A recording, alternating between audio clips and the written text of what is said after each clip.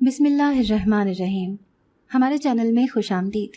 میں گھر کے کام کاج کرتی پھر رہی تھی، تبھی میں نے سنا جب میری ساس پڑوسن عورت سے کہہ رہی تھی کہ ارے خوبصورتی کا کیا اچار ڈالنا ہے جب عورت کے اندر ماں بننے کی صلاحیت ہی نہ ہو، تو میں جانتی تھی کہ وہ یہ بات مجھے سنانے کے لیے کہہ رہی تھی۔ شادی کو 3 سال ہو گئے تھے، میں ابھی تک ماں نہ بن سکی تھی، لیکن لوگوں کے روز کے دیے ہوئے تانوں نے میرا وجود چھلنی کر دیا تھا۔ سارے ٹیسٹ اور سارا علاج مکمل تھا، لیکن نہ جانے کیا وجہ تھی کہ پھر بھی میں ماں نہ بن پا رہی تھی۔ اب تو میرا شوہر بھی مجھ سے بیزاری کا اظہار کرتا۔ میری ساس ایک تیز تراز اور مکار صفت عورت تھی۔ وہ روزانہ میرے شوہر کو کہتی کہ یہ بانجھ عورت ہے، تجھے بچہ نہیں دے گی، اس لیے تجھے دوسری شادی ہی کرنی پڑے گی۔ میرے شوہر کا رویہ دن بدن مجھ سے خراب ہوتا جا رہا تھا۔ وہ اکثر اپنی راتیں باہر گزارنے لگا۔ میں اس خوف میں مبتلا تھی کہ اگر اس نے دوسری شادی کر لی تو میں کہاں جاؤں گی؟ میں تو ایک بالکل ہی لاوارث عورت تھی۔ 5 سال کی تھی جب ابو اور امی فوت ہو گئے تھے۔ ایک کار ایکسیڈنٹ نے میری زندگی ہمیشہ کے لیے بدل دی تھی۔ مجھے بڑی مشکل سے چچا کے گھر میں جگہ ملی تھی۔ چاچی مجھے رکھنے پر تیار نہ تھی، لیکن لوگوں کی نظروں میں اچھی بننے کے لیے چچا اور چچی نے بالآخر مجھے اپنے گھر میں جگہ دے دی تھی۔ لیکن پہلے ہی دن اس نے مجھے اپنی حیثیت سے آگاہ کروا دیا جب اپنے بچوں کا بچا ہوا جھوٹا کھانا میرے سامنے رکھا تھا۔ میں بھوک کی شدت سے بے حال تھی۔ میں نے چپ چاپ وہ جھوٹا کھانا اٹھا کر کھا لیا، لیکن آئندہ کے لیے یہ سوچ لیا کہ میں اس گھر کی فرد نہیں تھی۔ پھر چچا کے بچوں کے جھوٹے برتن ہوتے یا گندے کپڑے، وہ مجھے ہی دھونے ہوتے تھے۔ اگر غلطی سے کوئی برتن گر کر ٹوٹ جاتا تو میری چاچی مجھے مار کر میرا وجود زخمی کر دیتی۔ پوری دنیا کے سامنے وہ ایک نیک عورت بن گئی تھی۔ ساری دنیا اس کی تعریف کرتی کہ اس نے اپنی یتیم بھتیجی کے سر پر ہاتھ رکھ کر بہت نیک کام کیا ہے، لیکن میں جانتی تھی کہ وہ کس قدر گھٹیا اور ظالم عورت تھی۔ وہ ایک زبان دراز عورت تھی، اس لیے چچا بھی اس کے آگے کچھ نہ بولتے تھے۔ وہ نہ صرف اپنے بچوں کو ایک مہنگے اسکول میں تعلیم دلوا رہی تھی، بلکہ ٹیوشن پڑھنے کے لیے بھی ایک استاد انہیں پڑھانے آتا تھا، جبکہ میں نہ تو دینی تعلیم حاصل کر رہی تھی اور نہ ہی دنیاوی۔ پھر ایک دن ایک رشتہ دار عورت چاچی سے ملنے آئی تو وہ کہنے لگی کہ یہ کیا، تم نے تو اس بچی کو اسکول ہی نہیں پڑھایا، کیا تم نے اللہ کو منہ نہیں دکھانا ہے؟ چچا نے بھی اس عورت کی بات سن لی تھی۔ پھر دوسرے دن چچا نے مجھے ایک سرکاری اسکول میں داخل کروا دیا۔ میں خوش تھی کہ دوسرے بچوں کی طرح اب میں بھی اسکول جایا کروں گی، لیکن جیسے ہی اسکول سے واپس آتی تو ڈھیروں کام میرے منتظر ہوتے تھے۔ میں جانتی تھی کہ یہ سارے کام چچی میرے لیے جمع کر کے رکھتی تھی، لیکن کام کرنے سے مجھے ایک فائدہ ہوا کہ میں سارے کام کرنے میں طاق ہو گئی۔ صفائی کرنی ہوتی یا جھاڑو برتن، میں سارے کام بھاگ کر دیتی تھی۔ اور تو اور چھوٹی سی عمر میں مجھے کپڑے دھونے بھی آ گئے تھے۔ اور پھر جیسے ہی تھوڑی سی بڑی ہوئی تو چچی نے کھانا پکانے کی ذمہ داری بھی میرے چھوٹے سے کندھوں پر ڈال دی تھی، یا پھر مجھے بھوکے پیٹ ہی اسکول جانا پڑتا۔ اسکول میں بریک کے دوران لڑکیاں اپنے گھروں سے لایا ہوا لنچ کھاتی تو میں ان سے دور جا کر اکیلی کونے میں بیٹھ جاتی۔ پھر اسکول میں میری ایک بہت اچھی دوست بن گئی جس کا نام شگفتہ تھا۔ جب اس نے مجھ سے میرے حالات پوچھے تو میں نے اسے کہہ دیا کہ میری امی ابو تو بچپن میں ہی فوت ہو گئے تھے، اب میں چچا جان کے ساتھ رہتی ہوں۔ پھر وہ کہنے لگی کہ تمہیں دیکھ کر لگتا ہے کہ وہ لوگ اچھے انسان نہیں ہوں گے، جب بھی تو تمہاری ایسی حالت ہے، لیکن تم فکر نہ کرو، آج سے میں تمہاری دوست ہوں، تمہارا خیال رکھا کروں گی۔ اب وہ جیسے ہی اپنے گھر سے کھانا لے کر آتی تو ساتھ ہی میرے لیے بھی لے کر آتی۔ میں اس کی اس مہربانی پر حیران رہ جاتی، لیکن شگفتہ سے دوستی کر کے مجھے زندگی کا اصل مطلب سمجھ آیا تھا۔ وہ میرے ہر دکھ میں میرے ساتھ کھڑی رہتی۔ میں اسے ہر بات بتایا کرتی کہ کس طرح سے میں بچپن سے ہی ایسے حالات سے گزرتی آ رہی ہوں۔ وہ میرے اوپر ہونے والے ظلم سن کر کانوں کو ہاتھ لگاتی اور کہتی کہ دیکھو تو صحیح کتنے ظالم انسان ہیں، یہ بھی نہیں سوچتے کہ ابھی تمہاری عمر ہی کیا ہے جو تم سے اتنا کام کرواتے ہیں۔ دن بدن میری اس کے ساتھ دوستی مضبوط ہوتی گئی۔ پھر جیسے ہی میں نے میٹرک پاس کیا تو چچی جان نے میری پڑھائی چھڑوا دی تھی۔ حالانکہ مجھے کالج میں بھی داخلہ لینے کا شوق تھا، لیکن میں جانتی تھی کہ وہ کبھی بھی مجھے آگے پڑھنے نہیں دیں گی۔ پھر چاچی اپنی بیٹیوں کے لیے رشتے ڈھونڈ رہی تھی، جب ایک عورت میری کزنس کو دیکھنے آئی۔ اس نے مجھے اپنے بیٹے کے لیے پسند کر لیا تھا۔ اس سے گھر کا کام کاج کرنے والی لڑکی چاہیے تھی، کیونکہ اس عورت کا ایک ہی بیٹا تھا اور وہ بیمار رہتی تھی۔ چاچی میری اتنی جلدی شادی نہیں کروانا چاہتی تھی، لیکن چچا جان نے انہیں کہہ دیا کہ اچھا ہے جتنی جلدی یہ فرض ادا ہو جائے، تو ان کی 1000 مخالفتوں کے باوجود چچا نے میرا رشتہ عامر کے ساتھ کر دیا۔ جہیز کے نام پر چند ایک پرانے کپڑے اور گھٹیا سامان چاچی نے لوگوں کو دکھانے کے لیے مجھے دے دیا تھا۔ میں نہیں جانتی تھی کہ میری ساس اس قدر ظالم اور مکار عورت ہوگی۔ اس نے صرف جلدی شادی کرنے کے لیے بیمار ہونے کا ڈرامہ کیا تھا۔ در حقیقت تو اسے گھر میں ایک نوکرانی کی ضرورت تھی۔ عامر 3 بہنوں کا اکلوتا بھائی تھا۔ اس کی تینوں بہنیں شادی شدہ تھیں، لیکن صرف وہ نام کی ہی شادی شدہ تھیں، کیونکہ ہر دوسرے دن تینوں میں سے کوئی نہ کوئی میکے آ دھمکتی، اور پھر ان کی خدمت کرنے کے لیے میری ساس کو ایک خادمہ کی ضرورت تھی، جو وہ مجھے بیاہ کر اپنے بیٹے کے لیے لے کر آ گئی تھی۔ پہلے میں نے چاچی اور اس کی بچوں کی خدمت کی تھی، اب میں اپنی ساس اور اس کی بیٹیوں کی خدمت کر رہی تھی۔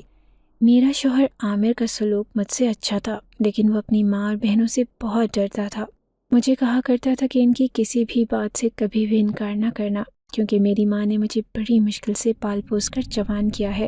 کمرے میں اس کا سلوک میرے ساتھ اچھا ہوتا، لیکن باہر تو ایسے اجنبی بن جاتا جیسے مجھے جانتا ہی نہ تھا۔ میں سوچتی کہ شاید میری زندگی کبھی بھی آسان نہ ہوگی۔ پھر ابھی شادی کے 2 سال ہی گزرے تھے کہ انہوں نے مجھے بانجھ ہونے کا طعنہ دینا شروع کر دیا۔ پھر میں نے اپنے شوہر عامر سے کہا کہ میں ڈاکٹر سے اپنا چیک اپ کروانا چاہتی ہوں۔ وہ میری لاکھ منتیں کرنے کے بعد مجھے ایک ڈاکٹر کے پاس لے گیا تھا۔ پھر ڈاکٹر نے میرا اور عامر کا مکمل چیک اپ کیا اور پھر کہنے لگی کہ تم دونوں میں کوئی بھی مسئلہ نہیں ہے، شاید قدرت کی طرف سے دیر ہے، پریشان نہ ہو، اکثر ایسا ہوتا ہے۔ ڈاکٹر کی لاکھ تسلی اور دلاسے کے بعد میں واپس گھر آ گئی تھی، لیکن میری ساس کو میری کسی بھی بات پر یقین نہیں آیا تھا۔ وہ مسلسل شوہر کو یہی کہتی رہتی کہ دیکھنا اسے بچے نہیں ہوں گے، زندگی بھر تو بے اولاد ہی رہے گا۔ اب مجھے مسلسل یہی خوف رہتا کہ اگر مجھے اولاد نہ ہوئی اور عامر نے دوسری شادی کر لی تو پھر میں کہاں جاؤں گی۔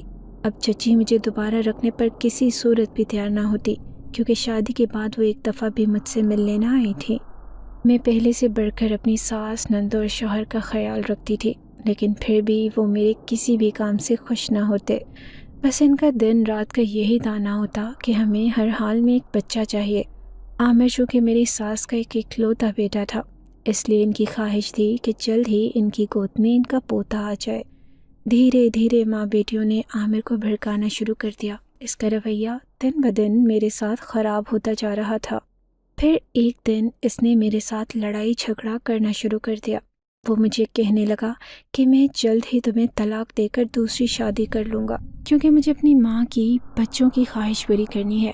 تم تو مجھے بچہ دینے سے رہی۔ میں نے بھی اس سے کہہ دیا کہ اگر تم نے دوسری شادی کی تو میں زہر کھا کر اپنی جان دے دوں گی۔ یہ بات اسے اتنی بری لگی کہ اس نے میرا ہاتھ پکڑا اور مجھے رات کے وقت گھر سے باہر نکال دیا۔ میری ساس نے بھی اسے روکنے کی کوشش نہ کی، بلکہ کھڑی ہو کر تماشا دیکھتی رہی۔ آدھی رات تھی، سخت سردیوں کی کالی اندھیری رات کو سارے ہی لوگ اپنے اپنے بستروں میں دب کے لیٹے تھے۔ میں کافی دیر تک دروازے کے باہر کھڑی روتی رہی۔ دروازہ پیٹ پیٹ کر میرے ہاتھ دکھ گئے، لیکن انہوں نے دروازہ نہ کھولا، بلکہ دونوں ماں بیٹے اندر ہی کمرے میں لیٹے رہے۔ میں نے بے بسی سے چاروں طرف دیکھا، کوئی بھی نہ تھا۔ پھر میں مایوس ہو کر سوچنے لگی کہ شاید انہوں نے دروازہ ہی نہیں کھولنا ہے، اس لیے میں اب کسی ایسی جگہ کی تلاش میں تھی جہاں پر میں آج کی رات گزار سکوں۔ یوں ہی پیدل چلتے چلتے مجھے کافی دیر ہو گئی تھی۔ میں گھر سے بہت دور آگے آ گئی تھی۔ تبھی میری نظر ایک سنسان سی جگہ پر پڑی۔ وہاں پر ایک جھونپڑی سی بنی ہوئی تھی۔ میں نے سوچا کہ اس سے پہلے کہ کسی آدمی کی نظر مجھ پر پڑے، میں اس میں آج کی رات پناہ لے لیتی ہوں۔ یہی سوچ کر میں جھونپڑی میں جا کر بیٹھ گئی۔ وہاں پر بیٹھے ابھی تھوڑی ہی دیر ہوئی تھی کہ اچانک ہی جھونپڑی کے اندر کوئی آیا۔ وہ سفید کپڑے پہنے ایک عمر رسیدہ بزرگ تھا، جو ہلتے وجود کے ساتھ جھونپڑی کے اندر داخل ہوا تھا۔ شاید یہ اسی کا ٹھکانہ تھا۔ وہ حلیے سے ایک فقیر نظر آتا تھا۔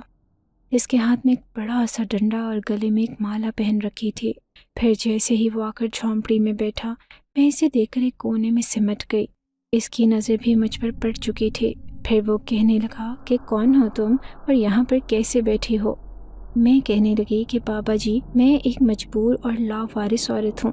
شوہر نے مجھے دھکے دے کر گھر سے نکال دیا ہے۔ میرا قصور یہ ہے کہ میں ایک بانجھ عورت ہوں۔ پھر انہوں نے میرے سر پر ہاتھ رکھا اور کہنے لگے کہ اچھا، جب بھی تو کہوں میرے اس ٹھکانے میں آج کون دوسرا مہمان آ کر بیٹھ گیا ہے۔ تم پریشان نہ ہو، آج کی رات یہاں رہ سکتی ہو۔ باہر سخت سردی تھی۔ اس قدر ٹھنڈ میں یہ بابا جی اس جھونپڑی میں کیسے رہ رہے تھے؟ سردی کی وجہ سے میرا پورا وجود کانپ رہا تھا۔ انہوں نے مجھے اپنے پاس بلایا اور کہنے لگے کہ بیٹی، شروع سے لے کر آخر تک اپنے حالات بتاؤ، ہو سکتا ہے میں تمہاری کچھ مدد کر سکوں۔ انہوں نے ایک گرم چادر مجھے اوڑھنے کے لیے دے دی تھی۔ پھر میں روتے روتے بابا جی کو اپنی کہانی سنانے لگی کہ کیسے شروع سے ہی میری زندگی مشکلات کا شکار ہوتی آئی ہے۔ میں نے آج تک اپنی زندگی میں کوئی خوشی نہ دیکھی۔ پہلے میرے سر پر ماں باپ کی چھت نہ تھی، پھر شادی کے بعد بے اولادی نے میرا جینا حرام کر دیا۔ پھر میں روتے روتے بابا جی سے کہنے لگی کہ اب ایسے لگتا ہے کہ صرف موت ہی میرا ٹھکانہ ہے، میں بس اپنی زندگی ختم کرنا چاہتی ہوں۔ بابا جی نے میری پوری کہانی سنی اور پھر کہنے لگے کہ نہیں بیٹا، ایسے نہیں سوچتے۔ جیسے ہر رات کے بعد ایک صبح ہوتی ہے، ایسے ہی ہر مشکل کے بعد اچھی گھڑیاں بھی ضرور آتی ہیں۔ ویسے میں تمہیں بتا دوں کہ میں ایک انسان نہیں بلکہ ایک درویش جن ہوں۔ میرا ٹھکانہ کبھی اس دنیا میں تو کبھی اس دنیا میں رہتا ہے۔ میں حیرت سے آنکھیں پھاڑے بابا جی کی یہ بات سن رہی تھی۔ مجھے یقین نہ آ رہا تھا کہ یہ بابا جی ایک انسان نہیں بلکہ ایک جن ذات تھے۔ وہ مجھے یوں غور سے دیکھتا ہوا دیکھ کر کہنے لگے، بیٹی حیران نہ ہو، اس دنیا میں نہ جانے ہم جیسے کتنے جنات ہیں جو انسانوں کے ساتھ انسان بن کر جی رہے ہیں، لیکن کسی کو اس بات کی خبر نہیں۔ ایسے ہی میں بھی اپنے ایک خاص کام سے اس دنیا میں درویش بن کر رہ رہا ہوں۔ جب میرا کام مکمل ہو جائے گا میں واپس اپنی دنیا میں لوٹ جاؤں گا، لیکن تمہاری اس پریشانی کا ایک حل میرے پاس ہے۔ اگر تمہارے اندر ہمت ہے تو تم اس کام کو کر کے ماں بن سکتی ہو۔ بابا جی کی بات نے تو گویا میرے چاروں طرف پھول کھلا دیے تھے۔ میں کہنے لگی کہ بابا جی، اگر آپ میری یہ خواہش کسی بھی طرح پوری کر دیں تو میں اس خوشی کو پانے کے لیے ہر مشکلات سے لڑنے کے لیے تیار ہوں۔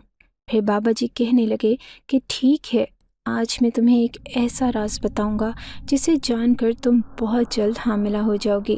یہاں سے تھوڑی دور ایک جنگل ہے، وہ جنگل تم نے پیدل ہی پار کرنا ہے۔ اس جنگل کا راستہ اتنا آسان نہیں، لیکن اگر تم نے یہ جنگل پار کر لیا تو سمجھ لینا کہ آگے تمہارے لیے آسانی ہو جائے گی۔ اس جنگل سے آگے ایک جزیرہ ہے اور جزیرے کے اوپر ایک محل ہے۔ اس محل میں بہت ساری جن زادیاں رہتی ہیں۔ وہ جن زادیاں ایسی ہیں کہ ان پر ایک جنات کے سردار کی خاص نظر کرم ہے۔ وہ ساری جن زادیاں اس سردار کی بیوی ہیں۔ وہ سردار ہر سال اپنی بیویوں کو حاملہ کرتا ہے اور ان سے اپنے جنزاد بچے پیدا کرواتا ہے۔ یوں تو وہ تعداد میں کئی زیادہ ہیں، لیکن اس سردار کو آج تک یہ نہیں معلوم ہو سکا کہ وہ جنزادیاں کتنی ہیں۔ اس جزیرے پر موجود اس محل میں ہر سال ایک خاص جشن منایا جاتا ہے۔ اس جشن میں ان جنزادیوں کو ایک خاص قسم کا جادوئی پھل کھلایا جاتا ہے اور اس پھل کو کھا کر وہ ساری جنزادیاں حاملہ ہو جاتی ہیں۔ اب تمہیں اس محل میں جا کر وہی پھل کھانا ہوگا، لیکن اس دن کا انتظار کرنا ہوگا جس دن محل میں وہ پھل لایا جاتا ہے، یعنی کہ جشن والے دن۔ میرے پاس ایک خاص عمل ہے، تم یہ عمل کر کے بآسانی ایک جنزادی کے روپ میں ڈھل جاؤ گی۔ تمہیں وہاں پر ایک خاص چادر اوڑھ کر رکھنی ہوگی اور کسی بھی صورت اسے نہیں اتارنا۔ اگر تم نے یہ چادر اتار دی تو یہ سمجھ لینا کہ وہ جن زادیاں تمہیں پہچان لیں گی کہ ان کے بیچ میں ایک آدم زادی ہے۔ اگر انہوں نے تمہیں پہچان لیا تو سمجھ لینا کہ تمہیں وہ پھل کھانے کا موقع کبھی بھی نہیں ملے گا، کیونکہ وہ تمہیں وہاں سے دھکے دے کر نکال دیں گی۔ اس لیے تمہیں ان کے بیچ میں ان جیسا ہی بن کر رہنا ہوگا۔ کسی بھی صورت یہ ظاہر نہیں کرنا کہ تم ایک نیک عورت ہو۔ یہ کام اگرچہ مشکل محسوس ہو رہا تھا لیکن ناممکن نہیں۔ مجھے کسی بھی طرح کر کے وہ پھل حاصل کرنا تھا جسے کھا کر میں حاملہ ہو جاتی۔ مجھے اپنے شوہر کو ہر حالت میں ایک بچہ دینا تھا اور اپنے اوپر سے 5 عورت کا تانا دور کرنا تھا۔ پھر بابا جی کہنے لگے کہ میری یہ جھونپڑی لوگوں کی نظروں سے دور ایک خفیہ جگہ پر واقع ہے۔ اگر تمہیں یہ دکھائی دے دی ہے تو اس کے پیچھے ضرور کوئی راز ہوگا، ورنہ یہ عام انسانوں کو نظر نہیں آتی۔ پھر میں بابا جی سے کہنے لگی کہ بابا جی، ماں بننے کے لیے مجھے کچھ بھی کرنا پڑا میں وہ ہر کام کرنے کو تیار ہوں۔ مجھے مشکلوں سے ڈر نہیں لگتا، کیونکہ میں نے شروع سے ہی اپنی زندگی میں بہت سی مشکلوں کا سامنا کیا ہے۔ پھر بابا جی کہنے لگے کہ ٹھیک ہے، تمہیں 7 دن تک میرے ساتھ اسی جھونپڑی میں رہنا ہوگا۔ میں تمہارے لیے ایک خاص عمل کروں گا جس کی وجہ سے تمہارے اندر بھی جنزادیوں والی تھوڑی بہت طاقتیں آ جائیں گی۔ تم ان طاقتوں کو اس محل میں جا کر استعمال کرنا تاکہ تمہیں کسی بھی قسم کی پریشانی نہ اٹھانی پڑے۔ میں ان کی بات سن کر خوش ہو گئی تھی، پھر اسی جھونپڑی میں لیٹ گئی۔ میں خواب میں اپنے آپ کو ماں بنتا ہوا دیکھ رہی تھی۔ میری گود میں ایک ننھا سا بچہ تھا جس کے ساتھ میں کھیل رہی تھی۔ اب میں نے اسی جھونپڑی میں بابا جی کے ساتھ رہنا شروع کر دیا تھا۔ میں لوگوں کی نظروں سے دور سب سے پوشیدہ یہاں پر رہ رہی تھی۔ پھر ایک رات بابا جی مجھے کہنے لگے کہ میں نے وہ عمل کر دیا ہے۔ یہاں سے تھوڑی دور ایک پرانا قبرستان ہے، وہاں پر ایک بوڑھی عورت رہتی ہے۔ اس کے پاس ایک لال رنگ کی چادر ہوگی، تم نے وہ چادر اس سے مانگنی ہے۔ اگر تمہارے مانگنے پر اس نے وہ چادر تمہیں دے دی تو یوں سمجھ لینا کہ عمل کامیاب ہو گیا ہے، لیکن اگر وہ چادر اس نے نہ دی تو یہ عمل مجھے دوبارہ کرنا پڑے گا۔ کل رات 12 بجے کے بعد تم نے اسی پرانے قبرستان میں جانا ہوگا۔ یوں تو میں ایک بہادر عورت تھی، لیکن کبھی بھی میں کسی قبرستان میں نہ گئی تھی، لیکن اولاد کی چاہ نے میرے دل سے ہر خوف مٹا دیا تھا، اسی لیے میں اس جگہ جانے پر تیار تھی۔ پھر آدھی رات کو میں چپکے سے اس جھونپڑی سے نکلی اور تیز تیز قدموں سے چلتے ہوئے اسی قبرستان میں جانے لگی۔ مجھے یہ بھی خوف کھائے جا رہا تھا کہ راستے میں مجھے کوئی وہاں جاتا ہوا نہ دیکھ لے۔ میں وہاں پہنچ کر ایک درخت کے پیچھے چھپی ہوئی تھی۔ میں نے دیکھا سامنے ایک گورگن بیٹھا کرسی پر اونگ رہا تھا، شاید وہ نیند کے زیر اثر تھا۔ پھر اس کی نظروں سے بچ کر میں ایک درخت کے نیچے چلی آئی۔ بابا جی کے کہنے کے مطابق اسی درخت کے اوپر وہ بری جنزادی رہتی تھی جس کے پاس وہ لال چادر تھی۔ قبرستان میں چاروں طرف دھواں ہی دھواں ہو رہا تھا، ایسے لگ رہا تھا جیسے رات کے وقت کسی نے یہاں آگ جلا رکھی ہو۔ عجیب سی تپش اور گرمی کا احساس ہو رہا تھا۔ تبھی مجھے اس درخت کے نیچے 2 پاؤں لٹکتے ہوئے نظر آئے، عجیب کالے اور ہیبت ناک سے پاؤں تھے۔ میں نے نظر اٹھا کر دیکھا، درخت کی شاخ پر وہی خوفناک چہرے والی بوڑھی جنزادی بیٹھی تھی اور اپنی لال آنکھوں سے مجھے دیکھ رہی تھی۔ میں اسے دیکھ کر خوف سے کانپنے لگی۔ پھر بڑی مشکل سے میں نے بابا جی کا پیغام اس بوڑھی جنزادی کو دیا تھا۔ وہ میری بات سن کر خاموش تھی۔ پھر نہ جانے اس کے دل میں کیا آئی، اس نے درخت کی شاخ سے لٹکی وہ لال چادر اتار کر مجھے دے دی۔ گویا بابا جی کا عمل کامیاب ہو گیا تھا۔ میری خوشی کی انتہا نہ رہی۔ میں نے اپنی پہلی منزل پار کر لی تھی۔ میں خوشی خوشی وہ چادر لے کر بابا جی کے پاس اسی جھونپڑی میں آ گئی۔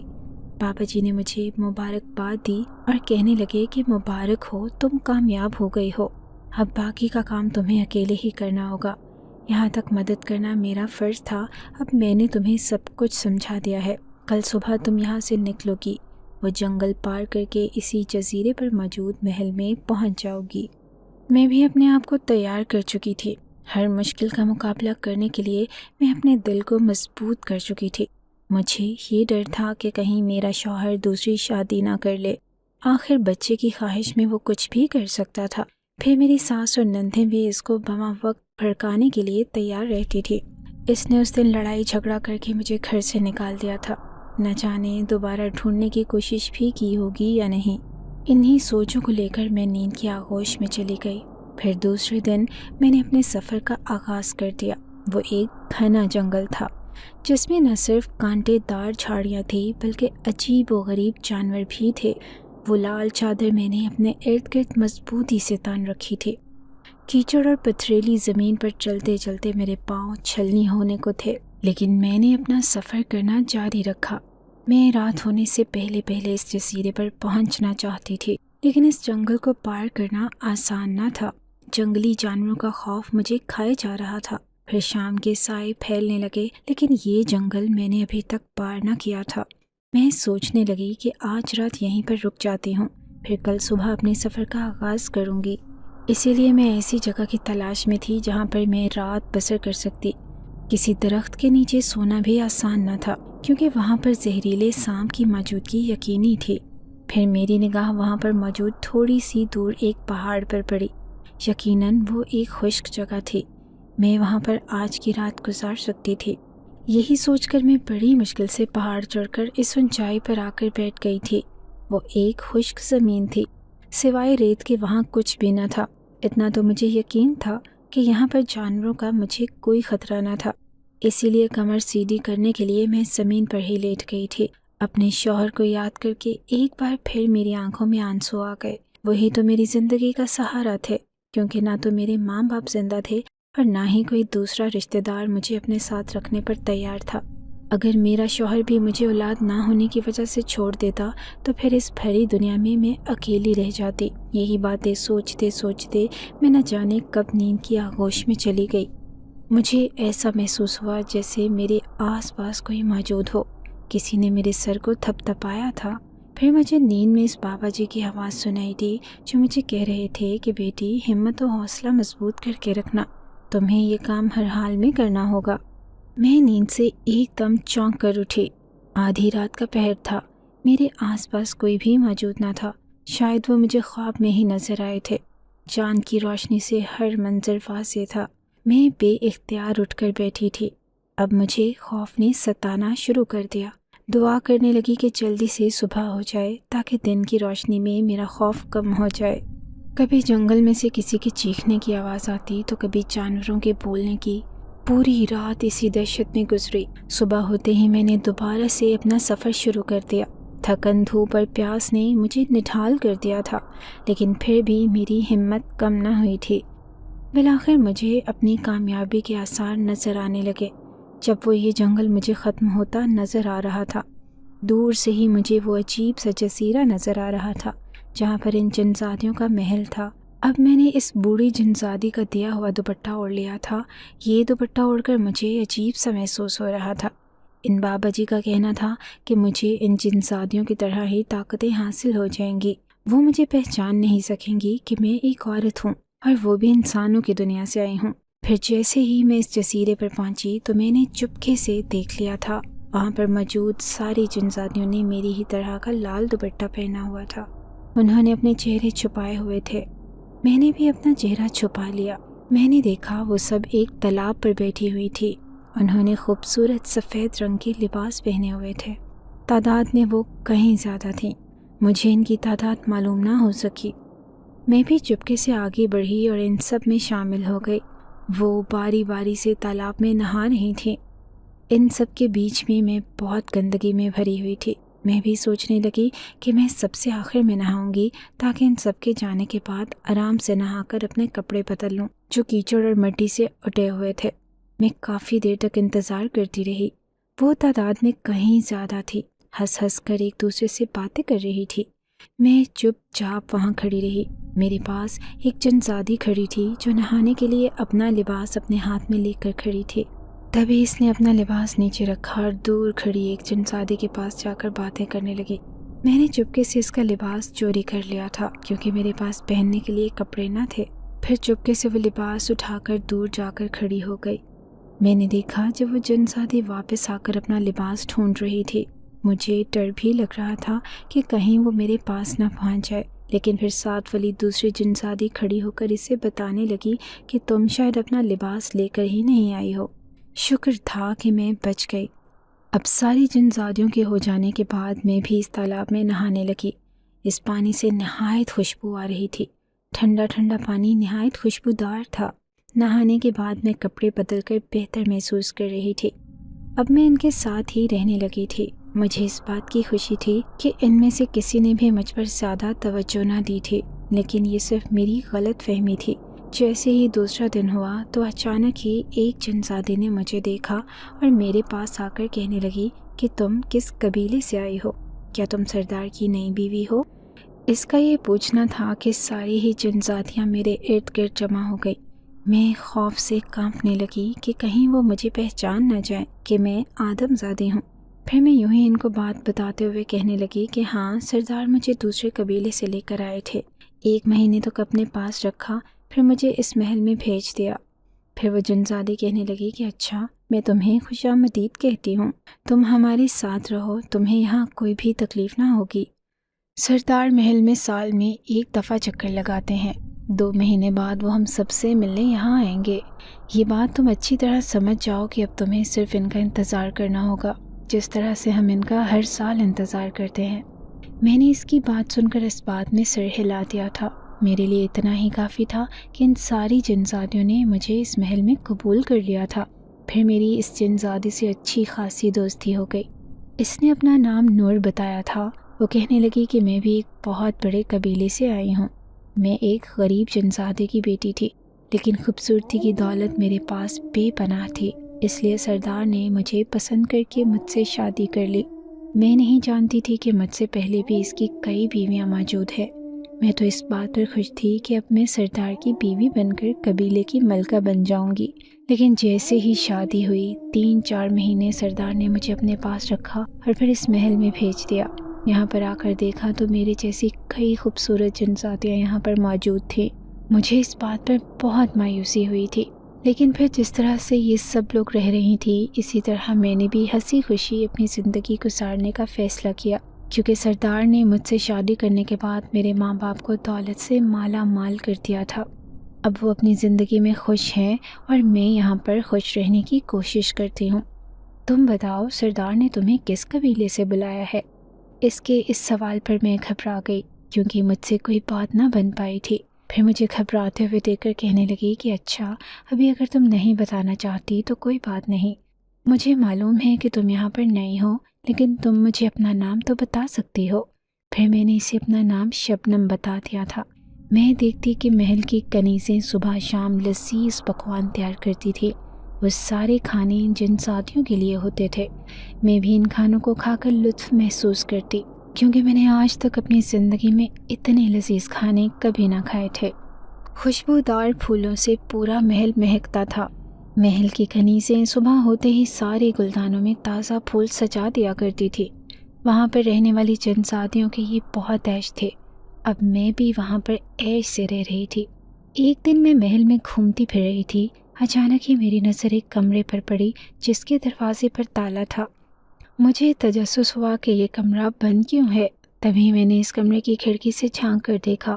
پھر حیرت سے میری آنکھیں پھٹ پڑی تھی، کیونکہ اس پورے کمرے میں سونے چاندی اور خوبصورت زیورات بھرے پڑے تھے۔ مجھے یوں کھڑکی سے جھانکتے دیکھ کر جنزادی نور میرے پاس آئی اور پھر کہنے لگی کہ یہ ساری دولت سردار کی ہے۔ وہ جب بھی آتے ہیں تو اس میں سے کچھ خزانہ ہم ساری جنزادیوں کو بانٹ دیتے ہیں۔ تمہیں بھی اس میں سے حصہ ملے گا، لیکن تمہیں اس وقت کا انتظار کرنا ہوگا۔ میں نے تو خواب میں بھی ایسی زندگی نہ سوچی تھی۔ یہاں آ کر تو میں بالکل ہی اپنی پچھلی زندگی کو بھلا بیٹھی تھی۔ کہاں میں زندگی بھر 2 وقت کے کھانے کو ترستی آئی تھی۔ پہننے کو کبھی میں نے اچھا لباس نہ دیکھا تھا۔ شادی کے بعد میرے حالات نہ بدلے تھے، کیونکہ میرے شوہر کی آمدنی اتنی نہ تھی، لیکن پھر بھی میں اس کے ساتھ خوش رہ رہی تھی۔ اگر میرے ہاں اولاد ہو جاتی تو شاید میرے لیے میری زندگی جنت بن جاتی، لیکن میری بدقسمتی تھی کہ اس خوشی سے بھی میں محروم رہی۔ اسی لیے یہاں آ کر میں اپنے آپ کو کسی شہزادی سے کم محسوس نہ کر رہی تھی۔ پھر ایک دن اچانک ہی محل میں جیسے زلزلہ آیا تھا۔ ساری ہی جنزادیاں ادھر ادھر بھاگتی پھر رہی تھی۔ میں انہیں یوں خوف زدہ دیکھ کر حیران تھی۔ مجھے کچھ سمجھ نہ آیا کہ آخر محل میں کیا ہو رہا ہے۔ تبھی نور جنزادی بھاگتی ہوئی میرے پاس آئی اور مجھے کہنے لگی کہ جلدی کرو شبنم، ہم سب کے ساتھ تہہ خانے میں چھپ جاؤ، کیونکہ اس شیطان کے آنے کا ٹائم ہونے والا ہے۔ وہ ہر سال آتا ہے اور کسی نہ کسی جنزادی کو اپنے ہمراہ لے کر چلا جاتا ہے۔ میں اس کی بات سن کر نہایت خوفزدہ ہو گئی تھی۔ مجھے کوئی جگہ نہ مل رہی تھی کہ میں بھی اس تہہ خانے تک پہنچ جاتی۔ اچانک ہی میں نے نور کا ہاتھ تھام لیا۔ وہ انتہائی نیک دل جنزادی تھی۔ پھر وہ کہنے لگی کہ جلدی آؤ میرے ساتھ، پیچھے نہ رہ جانا، جو پیچھے رہ جائے گی وہ اسی شیطان کے ساتھ چلی جائے گی۔ اس تہہ خانے کا چھوٹا سا دروازہ تھا۔ ساری ہی جنزادیاں یہ چاہ رہی تھی کہ سب سے پہلے وہ اس تہہ خانے میں چلی جائیں، لیکن اس دھکم پیل میں بہت پیچھے رہ گئی تھی۔ تبھی محل کا دروازہ بڑے زوردار انداز میں کھلا تھا۔ تبھی میں نے دیکھا ایک ہیبت ناک شکل والا عجیب سا شیطانی جنزادہ وہاں سے داخل ہوا تھا۔ اگر نور جنزادی میرا ہاتھ نہ کھینچ لیتی تو شاید آج میں ہی اس کے ساتھ چلی جاتی۔ اس نے مجھ پر مہربانی کی جو مجھے تہہ خانے میں اپنے ساتھ کھینچ لیا تھا۔ اس شیطانی جنزادے کی گرجنے برسنے کی آوازیں آ رہی تھی، پھر کسی جنزادے کی چیخنے کی آواز آئی تھی۔ مجھے بہت دکھ ہوا کہ نہ جانے وہ اسے لے کر جا کر کیا سلوک کرے گا۔ میں اس کی آواز سن کر رونے لگی تھی تو نور جنزادی مجھے تسلی دیتے ہوئے کہنے لگی کہ رونے کی ضرورت نہیں ہے، जैसे ही सरदार को इसकी हरकत का पता चलेगा तो वो बदला लेने के लिए अपनी पूरी फौज इस शैतानी सरदार के पीछे भेज देगा।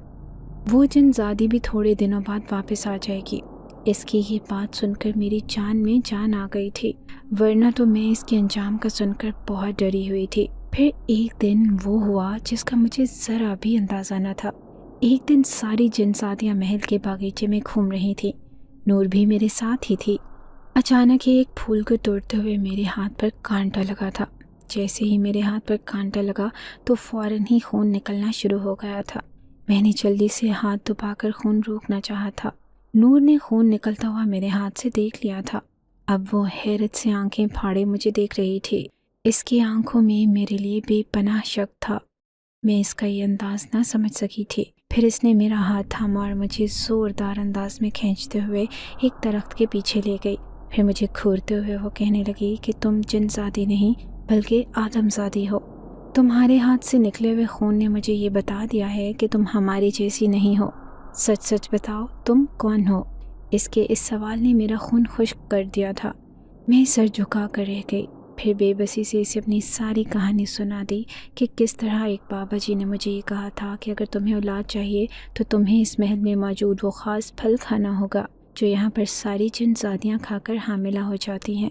बस अपनी इसी ख्वाहिश को पूरा करने के लिए मैं यहाँ पर आ गई थी। मुझे इससे बहुत डर लग रहा था। मैं सोचने लगी कि कहीं वो सारी जिनजादियों को मेरे बारे में ना बता दे। मुझे रोता हुआ देखकर वो कहने लगी कि ठीक है, मैं तुम्हारा ये राज किसी को नहीं बताऊंगी क्योंकि मैं तुमसे दोस्ती कर चुकी हूँ। हर दोस्ती निभाने के लिए मैं कुछ भी कर सकती हूँ। इसकी ये बात सुनकर मेरी जान में जान आई थी। फिर वो कहने लगी कि लेकिन तुम्हें इसके लिए एक वादा करना होगा। अगर तुम अपनी दुनिया में वापस चली जाओगी तो मुझे मत भूलना। मैंने इसे यकीन दिला दिया था। अब हम दोनों की दोस्ती पहले से भी गहरी हो गई थी। वो छोटे बच्चों की तरह मेरा ख्याल रखती थी और मुझे ख़ास ताकीद की कि अपना ये राज किसी और के सामने ज़ाहिर मत करना। मैंने तो छुपा लिया है, लेकिन कोई दूसरी जिनजादी ये बात नहीं छुपाएगी। जहाँ पर थोड़ा बहुत भी ख़तरा होता तो वो मुझे पहले ही इस बात से आगाह कर देती थी। फिर एक दिन मैंने देखा जब पूरे महल को खूबसूरत फूलों से सजाया जा रहा था। ऐसे लगता था जैसे यहाँ पर किसी बड़ी दावत का एहतमाम किया जा रहा था। सारी ही जिनजादियाँ खूबसूरत लिबास में तैयार होकर अपने कमरों से निकल रही थीं। मैंने नूर को देखा। वो भी लाल रंग के जोड़े में मलबूस नहायत खूबसूरत लग रही थी, जबकि मेरे कपड़े इंतहाई मलगजे से हो रहे थे।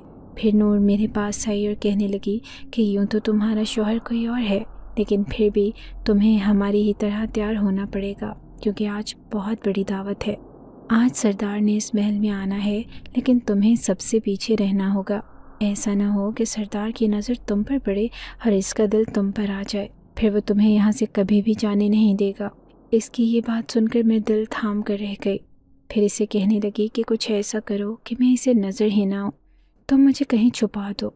वो कहने लगी कि ऐसा करना मुमकिन नहीं क्योंकि सरदार के साथ मुहाफ़िज़ भी आते हैं। वो सारी जिनजादियों को हर कोने से निकाल कर ले आते हैं। तुम्हारा छुपना मुनासिब नहीं, लेकिन तुम फ़िक्र ना करो, मैं ये सारा मामला संभाल लूँगी। बस तुम मेरे पीछे ही रहना। जब भी सरदार दावत पर आता है तो सारी जिनजादियों को खूब इनामात से नवाजता है। तुम भी अपना इनाम ले लेना, ये इनाम तुम्हारे बाद में काम आएगा। अब इनाम के लालच में मैं भी सरदार का इंतज़ार करने लगी। नूर जिनजादी ने मुझे भी नहायत खूबसूरत लिबास पहना दिया था, जिससे पहनकर मैं किसी मलका से कम नहीं लग रही थी। फिर थोड़ी ही देर बाद सरदार आ गया था। इसके साथ बहुत बड़ी तादाद में इसके मुहाफ़िज़ भी मौजूद थे। सारी जिनजादियाँ इसे देखकर खुश थी, लेकिन मैं सबसे पीछे ही रही। मैं सरदार की नज़रों में नहीं आना चाहती थी। फिर लजीज पकवान तैयार किए गए और सबने साथ ही खाना खाया। खाने से फारिग होने के बाद सरदार एक एक जिनजादी को बुलाकर उन्हें कीमती ज़ेवरात से नवाज रहा था। वो सोने चांदी और हीरे के बने हुए थे। मैं भी लरजती कामती इनाम लेने पहुंच गई थी। सरदार मुझे बहुत गौर से देख रहा था। अचानक ही किसी चीज़ के टूटने की आवाज़ आई तो इसका ध्यान मुझसे हट गया। सरदार ने जो इनाम दिया वो कीमती और खूबसूरत था। मैं नहायत खुश हो गई। फिर नूर जिनजादी मेरे कान में सरगोशी करने लगी कि देखा, मैंने ये कांच तोड़कर सरदार का ध्यान हटा दिया, वरना वो तुम्हें पहचान लेता।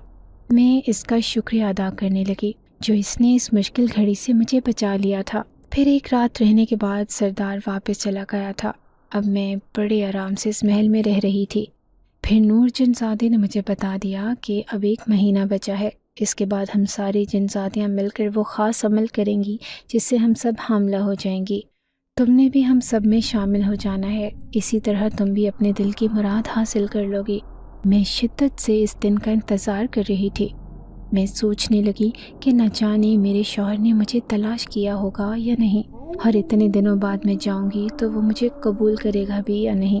لیکن یہاں کے دن اور رات بہت چھوٹے چھوٹے تھے۔ کبھی ایسے لگتا کہ مجھے یہاں آئے ہوئے کافی دن ہو گئے، لیکن پھر محسوس ہوتا کہ شاید ہماری دنیا کے دن اور رات بہت بڑے بڑے ہوتے ہیں۔ یہاں پر نہ دن کا پتہ چلتا تھا اور نہ ہی رات کا۔ پھر دھیرے دھیرے یوں ہی دن گزرتے رہے اور سردار کا دیا ہوا انعام میں نے سنبھال کر رکھ دیا۔ میں چاہ رہی تھی کہ اس انعام کے ساتھ میں اپنی دنیا میں واپس جاؤں تاکہ میرے بھی حالات بدل جائے۔ پھر آخر کار وہ رات بھی آ گئی جس رات یہ ساری جنزادیاں عمل کرنے والی تھی۔ میں نے دیکھا جب ایک بڑی سی تھال میں خوشبودار میٹھے رسیلے پھل لائے جا رہے تھے۔ ان سب پر ایک سنہری رنگ کا کپڑا ڈھکا ہوا تھا۔ میرا بس نہ چل رہا تھا کہ میں یہ پھل اٹھا کر فوراً کھا لوں، لیکن مجھے ڈر بھی لگ رہا تھا۔ پھر جیسے ہی ساری جنزادیاں عمل کرنے میں مصروف ہو گئی تو میں چپکے سے ان پھلوں کے پاس گئی اور میں نے ایک پھل اٹھا کر کھا لیا۔ وہ نہایت رسیلا اور میٹھا تھا۔ اس پھل کو کھا کر میں اپنے اندر ایک عجیب سی تبدیلی محسوس کر رہی تھی۔ پھر میں بھی ان سب کو وہ خاص عمل کرتے دیکھتی رہی۔ وہ نہ جانے کیا منتر پڑھ کر پھونک رہی تھی۔ مجھے ان کی زبان کی بالکل بھی سمجھ نہ آ رہی تھی۔ میں تو اس بات پر خوش تھی کہ آخر کار میں نے وہ لذیذ اور میٹھا رسدار پھل کھا لیا تھا۔ وہ ساری جنزادیاں مل کر ایک خوبصورت رقص پیش کر رہی تھیں۔ میں دلچسپی سے انہیں دیکھنے لگی۔ پھر وہ سب مل کر وہ پھل کھانے لگیں جو میں پہلے ہی کھا چکی تھی۔ جس مقصد کے لیے اس محل میں آئی تھی میرا وہ مقصد پورا ہو گیا تھا۔